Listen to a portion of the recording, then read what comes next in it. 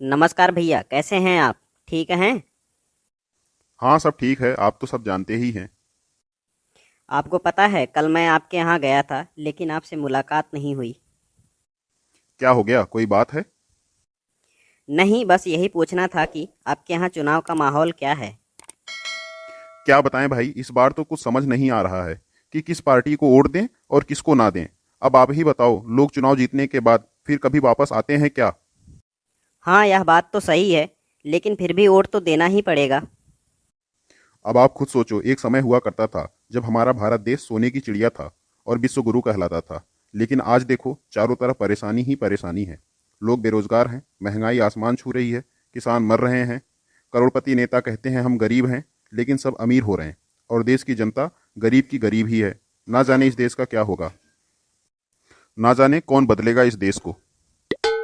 नमस्ते चाचा, का हाल बा? नमस्ते नमस्ते बेटा। बेटा। आप लोग काफी परेशान लग रहे हैं, क्या हुआ, कोई दिक्कत? हाँ गोलू बेटा, हम लोग यही सोच रहे हैं कि क्या होगा इस देश का, कौन बदलेगा इसकी तस्वीर को। और तुम तो जानते ही हो कि सभी पार्टियाँ बड़े बड़े वादे कर रही हैं कि हम यह कर देंगे, हम वह कर देंगे, लेकिन जब जीत जाएंगी तो 5 साल कुछ नहीं दिखेगा। तुम ही बताओ, सभी पार्टी कहती हैं कि सब अच्छा होगा, तो फिर इतने दशकों से क्यों भारत देश के हालात बद से बदतर होता चला जा रहा है? यही सब सोचकर बेटा समझ नहीं आ रहा है कि कौन सी पार्टी को वोट दें जिससे देश के हालात अच्छे हो जाएं और सभी को अच्छी शिक्षा और रोजगार मिले। देखिए चाचा, छोटी मुंह बड़ी बात कर रहा हूँ। हमें देश से पहले अपने गांव को बदलना होगा, क्योंकि जब हमारा गांव विकास करेगा तो शहर विकास करेगा और फिर देश विकास करेगा, क्योंकि हमारा गांव तो देश में ही आता है।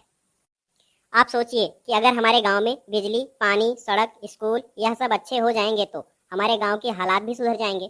इसी तरह अगर सभी गांव और शहर में यह सुख सुविधाएं होंगी तो एक दिन देश भी विकसित हो जाएगा। लेकिन आपको पता है यह सब कौन करेगा?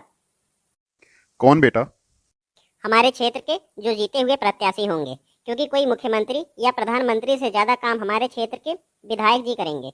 इसलिए आप अपना वोट सबसे पहले किसी पार्टी के उम्मीदवार को समझकर नहीं, बल्कि उस उम्मीदवार को दीजिए जो सच में आपके सुख दुख में काम आए, आपके गांव को बिना कहे डेवलप करे और जो ईमानदार हो, ना कि खाली हमेशा झूठ बोलकर आपसे पीछा छुड़ा ले।